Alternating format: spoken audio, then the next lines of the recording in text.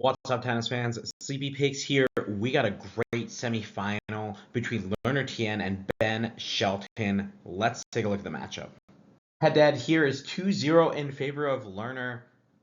We'll talk about that in a second. Let's talk about Tien's path to the semifinals. Able to beat Monfils in 3 sets. Able to beat Tommy Paul in straights. Taranti in straights.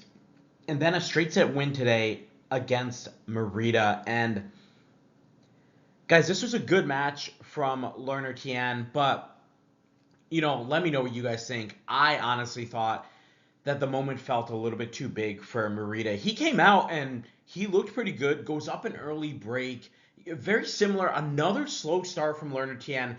And we got to be kind of aware of this. He had a slow start against Taranti, had to dig himself out to win that first set. Similar thing happened here.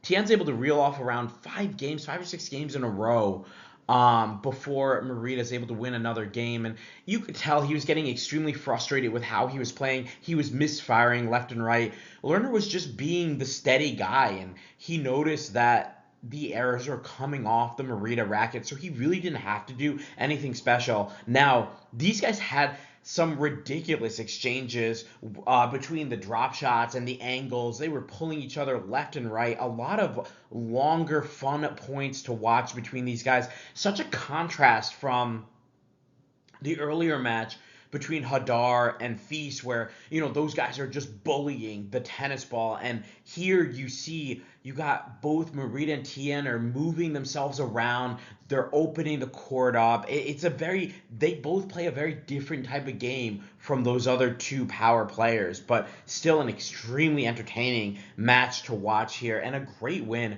for Lerner Tien. Let's talk about Ben Shelton's path to the semifinals here, beating Brooksby in straights, Bergs in straights, Fonseca in straights, and Menchik in straights. And guys, I don't know what it is about Canada with Ben Shelton. I mean, this was an incredible match for him. Obviously, yes, Menchik did not look great, but Ben just never gave him a chance to kind of settle in and get comfortable with this match. And somebody told me that Shelton only had 3 unforced errors. I don't know if that's true, but that is insane. Obviously, he had a few misses, off some of the Menchik approaches and the Menchik second serves, and maybe those are some shots that he should be putting in, but they're not going to count towards the unforced error count. But if it was only 3, that's such a stark difference from what we were watching in DC. It's so interesting to see Ben kind of clean his game up, and look at how well he can play when his game is actually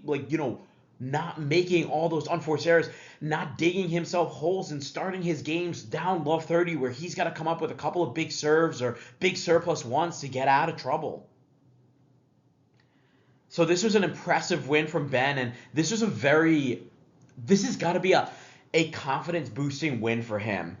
Just the way he was able to take care of business. Obviously, the win over Fonseca in front of the crowd, that's going to help a lot. But the way he was able to dismantle Menchik here, he was firing on all cylinders. The serve looked great. The return looked great. And we talk about Ben. He doesn't generally break that much, but was able to get a few breaks here against Menchik. So a just really nice match for him, and he's going to be coming in with all the confidence in the world. Let's talk about this head-to-head. It is 2-0 in favor of Lerner. Their first match came last year in Mallorca on the grass. It was a 6-4, 7-6 win over Ben, and that was a little bit surprising. But again, Mallorca, the tournament right before Wimbledon, you wonder kind of how much Ben wants to put in. He had already played a few of the other tune-ups, I believe, going in here. Came in as the 1 seed in Mallorca, loses in the first round. I think he maybe just wanted to get a little bit of his footing before Wimbledon there. Was able to do that against Tien. So, obviously a great win for Lerner on the grass, but I'm not sure how much we want to weigh in there. That was also, remember, Mallorca, they play very fast, I believe, those grass courts. And then this year, a 3-set battle, losing to Lerner Tien, 7-6, 4-6, 6-3 in Indian Wells. Those courts play slow. But guys, I don't know if you remember this match. I remember watching this match and being like, what the heck is wrong with Ben Shelton? Like, He doesn't even look like he wants to be out there. And he comes out later. I can't remember if it was a press conference or a tune-up interview for Miami, and he admitted that he was sick. I think he had the flu or something, some bug or something that bothered him for the a few days there, and you could also tell, from him that he was not happy with that result. And he was missing a lot. Lerner played extremely well. The India Wells courts, I feel like, really suit him. Um, the way that Lerner plays, he's able to kind of keep the ball in front of him. The ball doesn't move as fast. He's not going to be bullied around by some of these bigger hitters. But yeah, I mean, in his interviews after that match, we always talk about Ben Shelton hates losing to other Americans. It doesn't matter if they're well, he's the highest ranked American now, I believe. So it doesn't matter, if they were ranked higher than him or they're considered to be, the next up and comer. It doesn't matter to him. He does not like losing to Americans. And this match, I think he was extremely angry that he let this match slip. We got Lerner Tien coming in. He's 14-6 on the hard courts, 26-13 last year, 53-8 the year before. Remember, he lost in DC first round to Manarino. Straight sets to Manarino. It seems so long ago from then. Shelton, on the other hand, he's 12-5 on the hard courts, 23-9 last year, 22-13 the year before. He lost in the quarterfinals to Tabilo, but also had tons of unforced errors in that match. Guys, I hope our commenters, our smart commenters, if you guys are gonna pick Lerner Tien, I wanna hear the reasoning because and like for me, like I'm not saying like oh, it's gonna be Ben Shelton or anything, but I should be picking Lerner Tien in my opinion. Like I think he has the game that kind of just like matches up very well with Ben. He's able to one, you have a lefty lefty battle, so that a lot of those like kind of angle shots that Ben can use, that's not going to really work on Lerner. It's not going to his backhand. That's going to the forehand. He's going to be able to match an angle with another angle. He can rope that forehand up the line.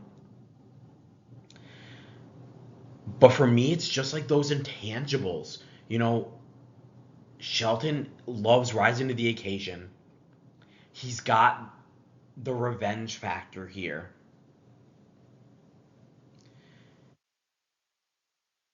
And I still am not fully convinced with Leonard Tien just yet.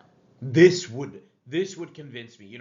If he's able to take up Ben Shelton here, I'm pretty convinced that we could, if he gets the right draw, we could see a potential semifinal appearance from Leonard Tien at the U.S. Open. But right now, I'm not very convinced of that. I think this he just happened to have a pretty good looking draw. Monfils going into retirement. Tommy Paul, I don't know where the head of Tommy Paul is right now.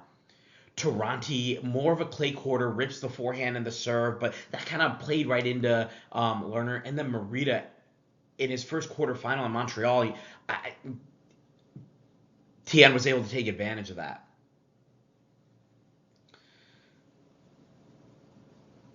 I mean, Shelton conversely was able to play good friend Brooksby. Bergs, we know, is full of unforced errors. Fonseca, he had a great Indian Wells, Indian Wells lost to Carlos in the second round of Miami, but still, tough matches there for Fonseca. He's been playing very well on the hard courts, and then just dismantling Menchik. I mean, that this is a hard match to pick. Of course it is. It's a semifinal. We got two Americans. Three of the four semifinalists are Americans. I mean, it looks like it's going to hopefully it's going to be a good U.S. Open for American tennis. But I have to go with Ben Shelton here. I love the way he's serving. I love the way he attacked the return. He played so clean today, and that was something we talked about. Coming off that Bertanen loss, that Collignon loss. I mean, this guy. There's no way this guy's gonna lose in the first or second round of a Grand Slam again in three slams. I think he's going to be due for a run at the U.S. Open. And this is only just fueling his confidence here. But we talked about those two losses and how his camp seems so focused on building his rally tolerance so that he can actually, one, set up the point and isn't roping shots left and right, creating tons of unforced errors on himself and digging himself and putting himself into holes where he doesn't want to be. But two, when you're playing those types of guys, all the pressure's on them to beat you. They're definitely feeling the nerves. So the last thing you want to do is play, a 3-shot rally where you're just throwing in an error. But guys, I'm going with Ben Shelton here. I think he comes out with revenge on his mind. Maybe we get a close set, but I think this is going to be Ben in straights. He's going to return to the final and have a chance to defend his crown. Give me Ben to advance the straights. And here's a look at our quarterfinal records as more people begin to join from the chat. Love you guys sharing your picks. We had some really good days for some people, 2-2 for me, but a 4-0 day for the Pamplemousse. Great return there from the Pamplemousse. Nice undefeated day. Hopefully we can carry this into the semifinals. And as always, guys, thanks again for watching. Make sure you like and subscribe, share your picks in the comments, share the video. We will have another video out for the final of this tournament, as well as a draw reaction for the Cincinnati Open. The draw has just been released, so I can't wait to talk to you guys about that. Until then, I'll see you guys in the next video.